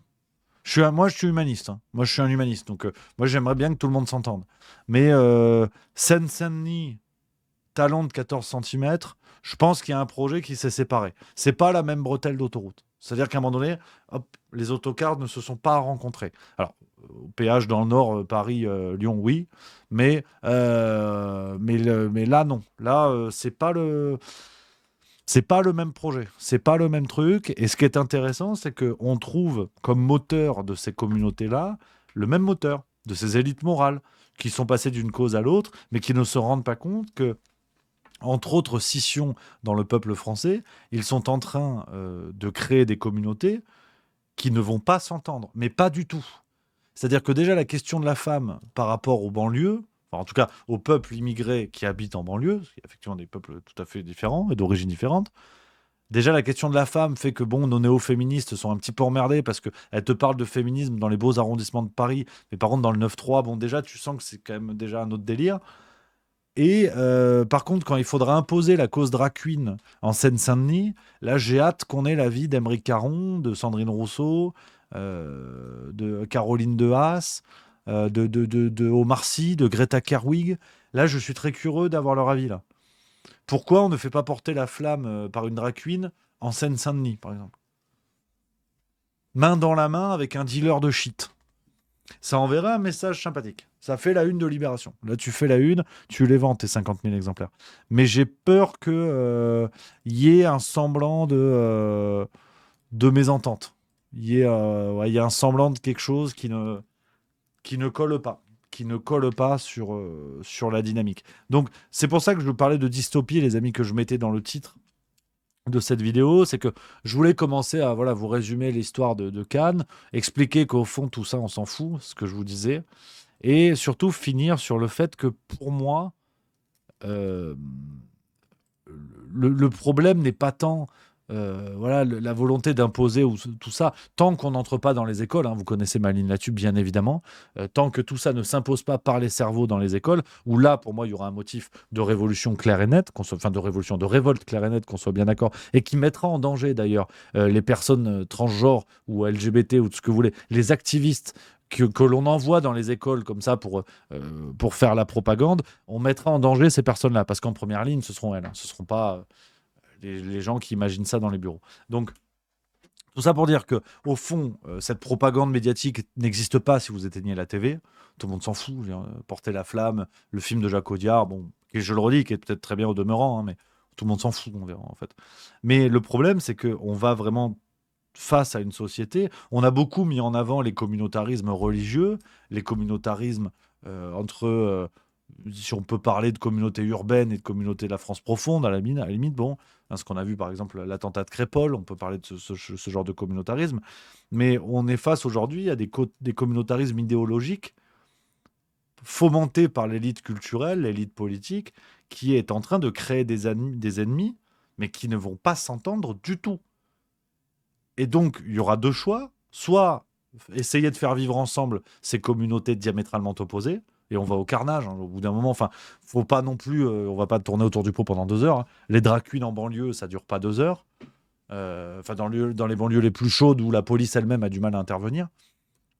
Soit on a des France, si vous voulez, qui vont s'ignorer, en fait. Qui vont avancer, qui vont s'ignorer complètement. Qui ne seront pas le même pays. C'est-à-dire qu'on ne vivra pas de la même manière dans le 16e arrondissement, où tu auras des gars de 2 mètres avec des talons de 40 cm et tout le monde devra applaudir obligatoirement, on ne vivra pas de la même manière là qu'à Sevran ou en Seine-Saint-Denis, ou je ne sais pas où, d'ailleurs, dans des banlieues à Marseille, à Toulouse. Je ne sais pas pourquoi je parle que de la Seine-Saint-Denis. Et donc, cette situation-là me fait peur, parce que, une fois de plus, les gens qui l'encouragent, qui construisent cette société, n'en seront jamais comptables. Évidemment. Et ils n'auront jamais à répondre de leurs actes. Est-ce qu'aujourd'hui, quand vous avez des problèmes liés à l'immigration, dans les deux sens, parce que pour caricaturer les débats, quand on parle de problèmes liés à l'immigration, la réponse à laquelle on a droit, c'est « Ah oui, mais vous êtes raciste, vous dites que l'immigration, ça crée des problèmes. » Non, ça va dans les deux sens. Il y a aussi des gens issus de l'immigration qui, en France, subissent des problèmes, et il y a des gens issus de l'immigration qui créent des problèmes. C'est comme tout, en fait. Je sais que c'est une réflexion qui est peu accessible à des journalistes de base qui sont payés à faire peur et caricaturer les débats, mais les problèmes de l'immigration, c'est dans tous les sens. Voilà. Petit rappel bidon. Mais je sais même pas pourquoi je vous dis ça. Je suis parti là-dessus. Oui, voilà. Est-ce qu'aujourd'hui, le SOS Racisme, tu vois, Harlem Désir, Julien Drey, tout ça, à part venir faire les guignols à la télé, est-ce qu'ils ont été tenus pour responsables de quelque chose dans leur vie, en fait ? Eux qui ont vraiment encouragé ces mouvements-là, qui ont poussé la France à une immigration socialement acceptée et acceptable, est-ce que ces gens-là sont responsables de quelque chose ? Est-ce qu'un jour, ils sont venus et ils te disent désolé, en fait, on s'est peut-être planté. Ça n'arrive pas, en fait. Ça n'arrive pas. Et donc ça c'est très inquiétant. Et d'ailleurs, et pour boucler la boucle là-dessus, et c'est le travail de quelqu'un comme Marie-Jo Bonnet, je vous en ai déjà parlé, il faut aussi se poser la question de savoir, concernant le féminisme, la situation des femmes en France. C'est-à-dire qu'aujourd'hui, la réponse qui est apportée par le courant transgenre, et là encore, sans jugement moral, sans vous dire c'est bien ou c'est pas bien, aujourd'hui, être une femme en France est compliqué. Nos féministes de plateau le dénoncent tout le temps, à raison, parfois avec excès, mais être une femme en France n'est pas chose aisée, c'est-à-dire que vous êtes victime de harcèlement, d'insultes, d'agressions, tout comme être un homme dans d'autres situations, mais il faut reconnaître la réalité de tout ça, et nos féministes nous le disent tous les jours. Et la réponse qu'apporte le courant transgenre pour les femmes, c'est de dire, mais finalement, le plus simple en tant que femme, c'est de devenir un homme. On va un petit peu vite en besogne, mais c'est une piste qui est proposée. C'est-à-dire, on dit aux femmes, pour être peinard, enfin, en tout cas, la solution à votre féminité, c'est de devenir un homme. Et c'est une solution dont on fait la propagande aujourd'hui, dont on fait la promotion. Et il est très intéressant de considérer le courant transgenre dans le cadre d'une femme devenant homme. Il est très intéressant d'utiliser cette grille de lecture, de se poser la question, je ne conclus pas, hein, de se poser la question et de dire, après tout, est-ce que le courant transgenre n'est pas une énième victoire du patriarcat? C'est-à-dire où on explique aux femmes la solution pour vous, pour régler les problèmes liés à votre féminité, que ce soit le rapport au corps, le rapport à la sexualité, le rapport au fait d'être une femme, la solution, c'est de devenir un homme. Et c'est vraiment une question que je pose. Hein. C'est le travail de quelqu'un comme Marie-Jo Bonnet, je vous l'ai dit. Je trouve je trouve cette question très intéressante. Il ne s'agit pas de conclure, bien évidemment, mais de se poser la question là-dessus, parce que c'est assez effrayant. C'est assez effrayant quand on voit aujourd'hui l'essentiel des actualités liées au courant transgenre, ce sont des femmes qui subissent. Vous prenez les compétitions sportives. La plupart du temps, on raconte que des hommes devenus femmes gagnent des compétitions sportives. Dans le milieu universitaire américain, il y en a beaucoup, par exemple. Que ce soit en natation, en athlétisme, la dernière fois, j'ai vu en MMA, des trucs comme ça. C'est rarement une femme devenue homme. Et si vous prenez ces échos-là, là, c'est pareil. À Cannes, c'est un homme devenu femme qui gagne un prix d'interprétation féminine. Alors, même si je me mets dans le logiciel moderne, contemporain, LGBT, qui est de dire non mais un homme transgenre est une femme de facto, ok, bon, pourquoi pas, hein. Mais dans ce cas-là, pourquoi on en parle? Si c'est si évident et si certain, pourquoi tout le monde en parle? Ce genre, au bout d'un moment, la personne a eu le prix, elle a eu le prix, c'est terminé. Pourquoi il faut en faire la propagande si c'est si évident? Donc, même si on se met dans cette grille de lecture-là, je trouve ça intéressant de voir que ce sont souvent les femmes qui sont invisibilisées, dépassées, et on en revient. Dans ces modèles-là, on en revient. Même jusqu'à des cas extrêmes. Je vois Bibi 7844 qui dit il y a des prisons où une femme devenue homme va dans une prison pour hommes. Effectivement, ce sont des cas qui arrivent. Il y a mon Marcel The Rock qui dit on papote, les amis. Dites ce que vous en pensez. Si vous n'êtes pas d'accord, n'hésitez pas. C'est le but de la manœuvre, comme d'hab. Marcel The Rock qui dit tu craques, Rémi. La cible n'est pas les femmes. Ce sont des femmes qui promeuvent le wokisme. Même les gays n'en veulent pas. Alors, je suis pas certain. Alors oui, je suis plutôt d'accord avec la deuxième partie de ta phrase, même si bon, les gays, ça veut rien dire, comme toute population, il y a tous les avis. Mais je pense qu'il y a une réflexion à avoir par rapport à l'impact du courant transgenre sur les femmes. Mais c'est un débat, camarade, à débattre. Rick Stadi qui nous dit le genre et le système d'oppression à la base, c'est que des stéréotypes sexistes. Ils savent même pas définir le mot femme par le sexe, donc sans stéréotypes sexistes. Oui, non, mais c'est là où, en fait, si vous voulez, même intellectuellement, je veux bien faire tous les efforts du monde, être humaniste, m'ouvrir à toutes les réflexions. Mais il faudra m'expliquer comment un courant de pensée, que celui du courant woke, en gros, qui nie la réalité du sexe, qui parle du sexe comme une construction sociale. C'est-à-dire la notion de sexe, finalement, trop binaire, ne reflète pas la réalité du terrain. Donc des gens qui considèrent que le sexe n'existe pas ont besoin de se le faire enlever pour se sentir dans leur corps. Là, en fait, ce simple constat fait que je suis déjà perdu, si vous voulez. Et je l'ai déjà dit, je serais ravi d'en discuter avec des gens et de débattre sur ça. Mais rien que ça, je comprends pas, en fait. Je comprends pas. Enfin, si demain, je vous explique que mon bras gauche n'existe pas, que ça ne sert à rien, que le bras gauche, mon bras gauche n'existe pas, la réalité tangible de mon bras gauche est nulle, mais j'ai besoin de me le faire couper.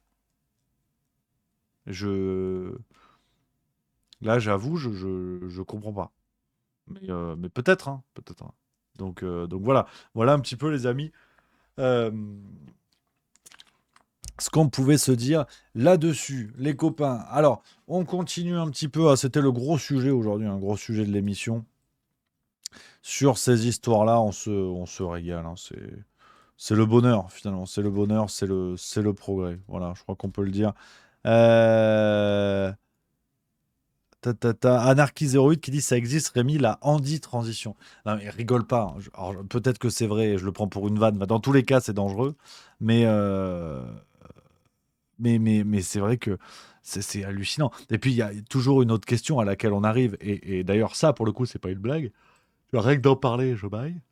Alors attends, je prends un message, c'est intéressant. Il y a Suriman qui dit je ne suis pas tout à fait d'accord. J'aime bien les messages qui commencent comme ça et qui en plus argumentent juste après, c'est parfait.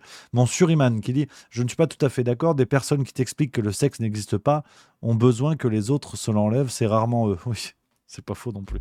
C'est pas faux non plus. Merde, je pensais que t'étais vraiment pas d'accord, mais oui, je suis d'accord avec toi. Pascal Eniki 6 qui dit tout ce que je remarque, les trans, eux au moins, on leur boit pas le sang. Se sont pas fait bouffer ou vendus. Je m'énerve, je ne devrais pas. Merde quand même pour nos gosses. Bref. Pas compris ton message, mais pourquoi pas. Et tu l'as mis 2 fois, d'ailleurs, pour qu'on soit sûr. Donc, attends, Geoffroy90 qui dit oui, cela existe, des gens deviennent aveugles. Non, c'est une vanne, vous foutez de ma gueule. Sérieux? Parce que, enfin, ouais, mais c'est hallucinant. Je savais pas ça. Je savais pas. Ah ouais, non, mais tu vois? J'ai faim. Et très bonne vanne de J'en peux plus qui, effectivement, au moment du Covid, aurait marché. J'en peux plus qui dit moi, je suis transvax, je suis non injecté, mais je vis comme une personne qui a toutes ses doses. Ça, mais j'aurais rêvé de le dire à un gendarme un jour. Je te jure, j'aurais rêvé. J'aurais dû dire ça. Ça aurait été le truc du siècle. Le truc du siècle, vraiment. Et d'ailleurs, j'ai vu pareil dans la même idée, un truc rigolo hier sur Twitter. Quelqu'un qui mettait une photo d'un steak au barbecue et qui disait je suis vegan, la vache se reconnaissait comme poivron. Ça m'a fumé de rire.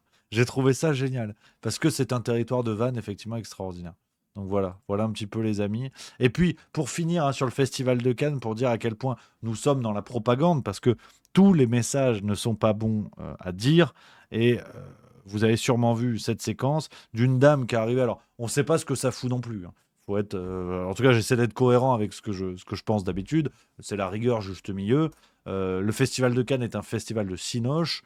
Les messages politiques, religieux ou quoi, à mon sens, n'ont pas leur place dans la mesure où ils sont déjà dans les films. Et c'est tout le but du festival. Donc, pour moi, bon, les acteurs viennent, prennent la photo, ils boivent du champagne et ils se tirent.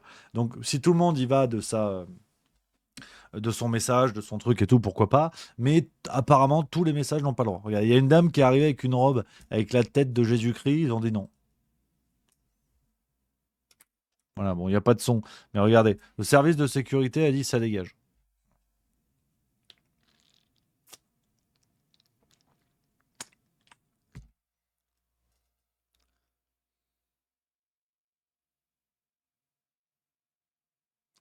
Donc c'est intéressant. C'est intéressant. Alors, tu sais pas ce que ça fout non plus. Hein. Je suis obligé d'être cohérent avec vous. Hein. Je trouve que c'est n'importe quoi. Mais Jésus-Christ, t'as pas le droit. Jésus-Christ, t'as pas le droit. Le maçon qui se sent Nathalie, 19 ans, il a le droit. C'est comme ça. C'est comme ça. Voilà. Faut faire avec. Faut faire avec. Faut bricoler. Donc, c'est pas facile à comprendre. Hein. Je reconnais que c'est pas facile à comprendre, mais c'est la vie. C'est la vie, les amis, sur tout ça. Alors, on continue, les copains, avec d'autres séquences. Hein. On parle un petit peu politique, mais on en a parlé au début, on s'en remet. On parlait de propagande tout à l'heure. Le retour, on parlait de blague également, le retour d'une très bonne blague de la politique française. Franz-Olivier Gisbert en parlant du débat Attal, Bardella, hein, je vois 20K91 qui dit on est en plein hôpital psychiatrique à ciel ouvert. Effectivement. Jordan Bardella, 32% dans notre tout dernier baromètre Opinionway pour CNews Europe 1 et le JDD en termes d'intention de vote aux européennes. Il gagne 1 point en une semaine, 16% stable pour Valérie Hayé. Est-ce que le débat d'hier soir va faire bouger les lignes selon vous? Je pense pas. Non, ça montre quand même la capacité de Bardella. C'est en ce sens-là, vous voyez, oui. On peut dire qu'il y a peut-être un avantage, mais en même temps, parce qu'Attal, je pense qu'il y avait moins de doutes. C'est-à-dire, Attal et Bardella est quand même confronté à quelqu'un de très fort. Et il a tenu, et c'est ça qu'on retient, quoi. C'est-à-dire, il a tenu face à Attal, qui est quand même, une sorte de Mozart de la politique. Comment vous l'analysez? Voilà, Mozart de la politique. Ouais.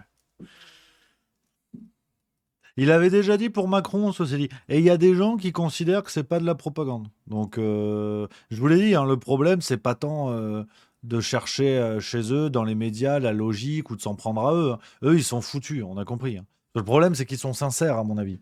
Donc voilà. Le problème, c'est les gens qui se disent ah ouais, il a pas tort. Tu vois le bail. J'ai mangé la salade à midi. J'ai mangé la salade et j'ai faim. Pourtant, vous êtes mis plus de 1400, hein, les amis, au total. Merci à tous. Hein. On n'a pas fini l'émission, mais déjà, un grand merci, les amis. Vous êtes plus de 1400 au total à regarder. N'hésitez pas, les copains qui sont sur Twitch et sur Twitter et Facebook, venez sur Twitch. Je vous ai mis le lien en commentaire de ce que vous regardez actuellement. Vous cliquez dessus, vous allez arriver sur l'émission et ça va faire monter le nombre de spectateurs. Et ça nous fait remonter sur Twitch. Et ce qui est intéressant, c'est que des gens qui déboulent sur Twitch vont dire qu'est-ce que c'est que ça, Juste Bistrot. Et on va agrandir la famille de cette manière-là. Alors ça va faire des... C'est sûr que ça va surprendre des gens. Mais ça va pas plus surprendre que les séquences que je diffuse. C'est-à-dire, là, un journaliste français qui déboule, qui dit Attal, c'est le Mozart de la politique, c'est pas moi le plus saugrenu dans l'histoire, hein, qu'on soit bien d'accord. Hein. Donc, comme disait Coluche, c'est pas moi qui ai commencé. Hein. Donc voilà, d'ailleurs, d'autres actualités qui viennent de tomber cet après-midi, alors bon, je sais pas quoi vous dire non plus. Netanyahou qui a dit la frappe sur Rafah est un incident tragique. Voilà. Donc, il a pas fait exprès. Et sur le niveau de la politique française, Jordan Bardella qui vient, parce que c'est le compte officiel, oui, c'est ça, qui vient de publier cette photo, voilà, à 17h23. Voilà. Un Valérie Ayer avec une bouée de sauvetage. Voilà. Parce que c'est rigolo, en fait. Et lui, on t'explique qu'il peut être président, parce qu'il est brillant, en fait.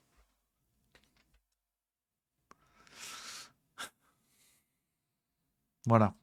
Voilà. Donc, bon, d'ailleurs, on va se la faire vite parce que vous avez compris l'idée. Je crois qu'il n'y a pas besoin de très gros développement. Mais Macron a appelé donc, dans le Parisien d'hier, de dimanche, le samedi-dimanche, Parisien week-end, finalement. Il a dit qu'il se tenait prêt à faire un débat avec Marine Le Pen d'ici 15 jours, donc avant les européennes. Alors, bien sûr, tout ça n'est pas décompté par l'ARCOM. L'ARCOM, actuellement, ils font dodo. Ils sont en vacances. On n'a pas. Est-ce que quelqu'un a des nouvelles de l'ARCOM? J'ai l'impression que c'est comme l'abonnement mythique de Morandini pour rencontrer des cougars. On n'a plus de nouvelles. On ne sait pas où ils sont l'ARCOM. C'est-à-dire le gouvernement, ils envoient tout le monde. Alors Valérie Ayer, pareil. Hein, pareil. C'est-à-dire où sont les néo-féministes? Elle doit être en vacances avec l'ARCOM.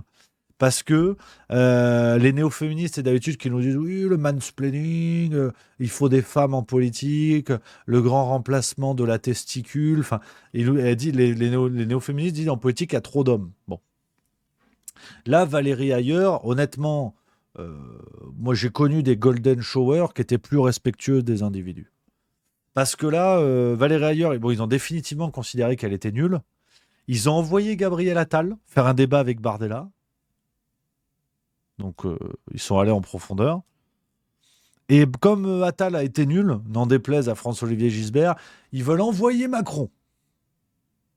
Donc, tout le monde prend un camouflé. Ailleurs, elle est nulle, on envoie Peter Pan. Peter Pan, il est bidon, on envoie le poivreau du secteur.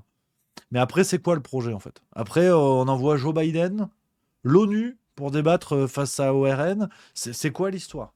Donc, c'est-à-dire, il y a deux choses. Déjà, ORN... Valérie Ayer, mais pardonnez-moi l'expression, mais il l'emmerde. D'ailleurs, c'est un mot d'Emmanuel Macron, je le cite. Hein, il l'enduise d'excréments, littéralement.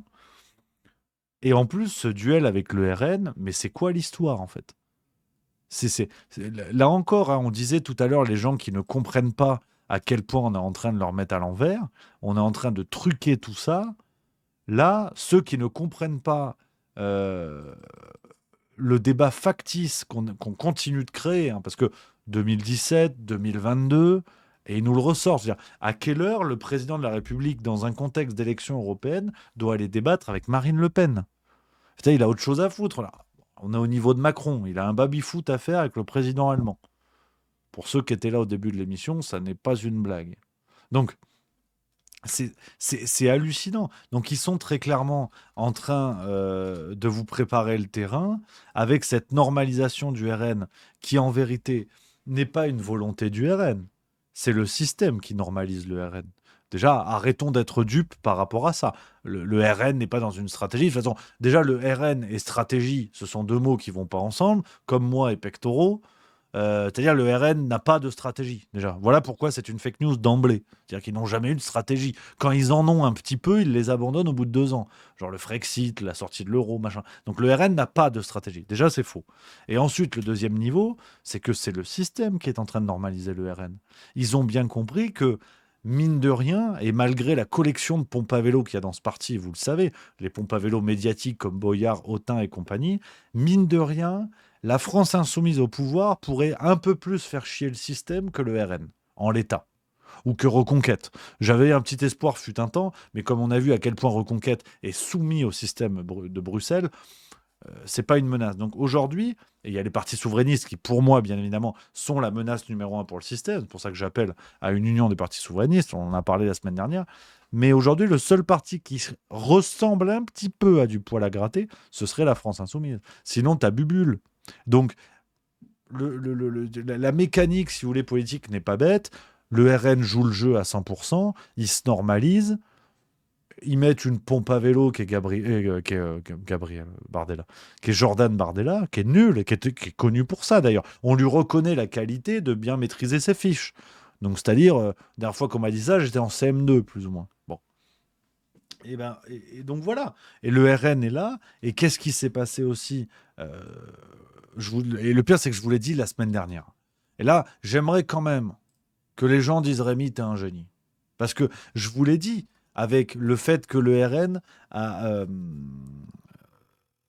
voulu virer l'AfD vous savez, au Parlement européen, avec l'histoire complètement bidon. Je vous renvoie vers le Juste Bistrot la semaine dernière, où l'histoire de l'AfD, les propos de Maximilian Krah, la tête de liste aux européennes de l'extrême droite allemande, avait une histoire en bois qui est là juste pour justifier le fait qu'il faille les dégager du groupe d'extrême droite pour avoir un ensemble de partis qui ne sont absolument pas menaçants pour Bruxelles. Et ces partis qui vont s'allier, je vous l'avais dit. Alors que le RN a mis fin à son alliance avec l'AfD il y a quelques jours, Marine Le Pen évoque désormais la possibilité de fusionner son groupe ID, donc au Parlement européen, avec ECR, le groupe de Giorgia Meloni et Reconquête, arguant que c'est le moment de s'unir, ce serait vraiment utile. Je vous l'avais dit, c'était sûr et certain. Ils vont unir tous les partis d'extrême droite au Parlement européen, ce même parti ECR, donc d'extrême droite, duquel von der Leyen a dit qu'elle était prête à travailler avec. C'était la semaine dernière, je vous l'ai dit les copains. Von der Leyen a dit « Je suis prête à bosser avec eux parce qu'elle elle joue un deuxième mandat. Il faut s'allier avec Mélanie. De toute façon, Mélanie, c'est une gigantesque pompe à vélo qui est complètement alignée avec les intérêts de l'OTAN et de l'UE. Donc de fait, c'était acté. C'était acté. Et donc voilà où on en est. On va avoir un Parlement européen avec un grand groupe d'extrême droite. Ils vont nous vendre, alors Libération va chialer, on va avoir en une la nausée pendant 2 semaines. Ils vont nous dire bientôt le 4e Reich. Ils vont nous expliquer que finalement Hitler, il était gentil à côté de Scarif. Enfin, toutes les exubérances habituelles qu'on a dans nos médias. Or, ça va être un groupe politique complètement sous contrôle, qui ne sera absolument pas une menace pour Bruxelles, comme l'Italie, qu'on a brandi comme la menace numéro 1 une fois arrivé au pouvoir, a fait bubule, ça a fait caca culotte. Donc là, c'est pareil. Et les pièces du puzzle se mettent en place de manière tout à fait logique, et je pense que entre 2025 et 2030, on va avoir la vague brune sur l'Europe, l'extrême droite, donc ça va être l'Espagne avec Vox, ça va être la France avec le RN, ça va être peut-être, alors ils l'ont déjà eu les Anglais, c'est encore différent, ça va être l'Allemagne peut-être avec l'AfD si on retrouve une autre tête, ou alors il y a un autre parti qui va pousser du côté de l'extrême droite allemande, bref, on va voir la vague d'extrême droite sur l'Europe, ce sera la même salade, ce sera absolument la même salade, avec des partis qui auraient été normalisés, tamponnés, hop, Parlement européen aura dit c'est bon, vous pouvez y aller, et en avant. Donc c'est hallucinant, tout ça est un véritable sketch, et je veux vous partager la réaction de l'ami Slobodan Despot qui était sur Toxin ce matin, et on embrasse Clément Soudiakova, l'équipe de Toxin bien sûr, on embrasse tout le monde, on est humaniste. J'ai vu la petite vidéo, et l'ami Slobodan Despot, que j'espère recevoir très bientôt d'ailleurs sur Juste Milieu, ça me ferait vraiment plaisir. En plus, on n'habite pas très loin, donc on s'est déjà croisé, un homme formidable, je le dis, qui a... Attendez, parce que je l'ai vu, ça m'a fait marrer. Je crois que c'est la réaction la plus saine et sincère que j'ai pu voir concernant ce qui se passe en Europe. Ah merde, faudrait que je le retrouve. Voilà, regardez. La réaction de Slobodan Despot sur le débat Bardella-Attal, c'est magnifique. Considérer que même les débats qu'on peut avoir aujourd'hui, par exemple Bardella... Attal, pour revenir sur le débat de jeudi dernier, sont des débats qui sont des mises en scène. Mais excusez-moi. Vous voulez rire, là. Ça le mérite de l'honnêteté, là.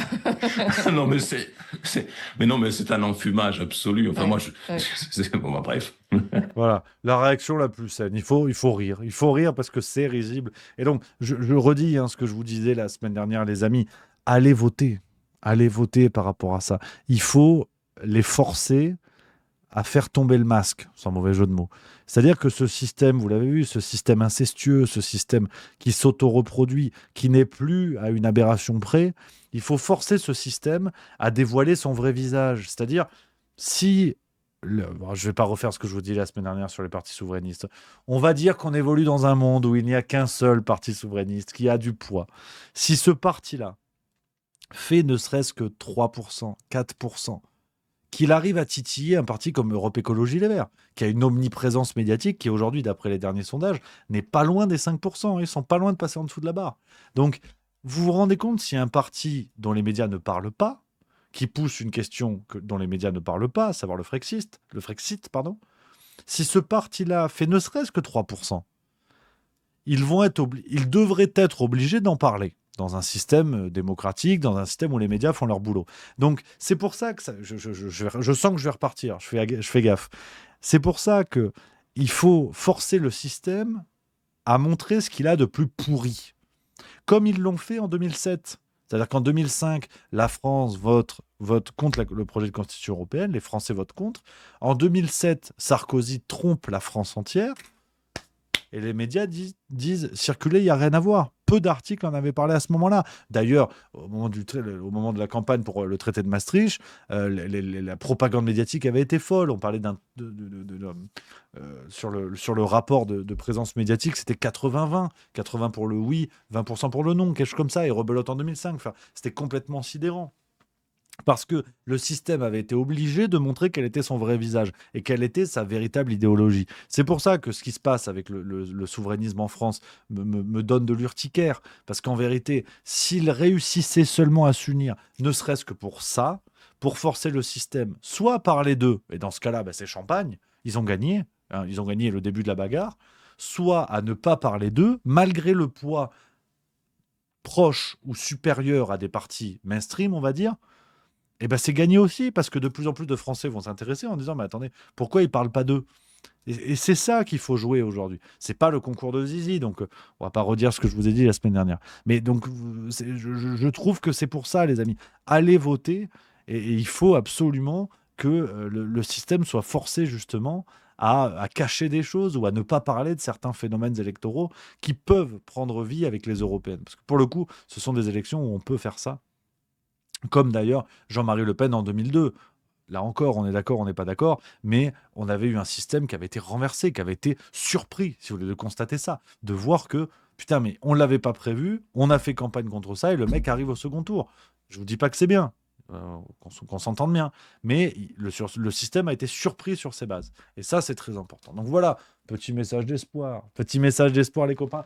Pour finir, et j'en profite les copains, une dernière chose très importante parce que je suis le plus heureux des hommes en ce moment. Alors non, je n'ai pas d'enfant, en tout cas pas aux dernières nouvelles. Et dès la semaine prochaine, on repart en tournée les amis. 2 dates qui vont être zinzin, je vous le dis. Si vous êtes à côté de Béziers, dans le secteur de Béziers, nous serons à Marossan, à l'Esprit-Gare, le 4 juin 2024 à 20h les amis. Je vous mets le lien dans le chat sur Twitch. N'hésitez pas les copains à prendre les places, ça s'accélère. Là, il commence à en rester plus beaucoup. On se rapproche de la date. C'est normal, ce sont les derniers jours. Et une autre date à Port-la-Nouvelle, le 5 juin à 20h. C'est entre Perpignan et Narbonne. Donc vous n'êtes pas loin. Vous n'êtes pas loin les amis. Vous êtes dans le secteur. On va se régaler là encore. Il reste de moins en moins de place. Il y a de plus en plus de zinzin. Je compte sur vous les copains, si ça vous tente, n'hésitez pas à faire un tour. Rendez-vous, vous tapez juste milieu billetterie, vous allez voir toutes les dates, c'est que du bonheur. Donc voilà les amis, la semaine prochaine, on part toute la semaine en tournée. J'essaierai de faire du Juste Bistrot, mais il n'est pas impossible qu'on se voit un peu moins. On va voir. Mais en tout cas, cette semaine, on est ensemble. Donc voilà les copains. Merci d'avoir été là très nombreux ce soir. Je vous donne rendez-vous demain, 16h45. Même heure, même endroit. Sur Twitch, n'hésitez pas, les gens qui sont sur Twitter, Facebook, qui découvrent peut-être le format, n'hésitez pas à venir. Voilà les amis. Merci d'avoir été là. Merci à vous les copains. Prenez soin de vous. Passez une excellente soirée. Je vous dis à demain, en pleine forme. Vive la rigolade et vive la France.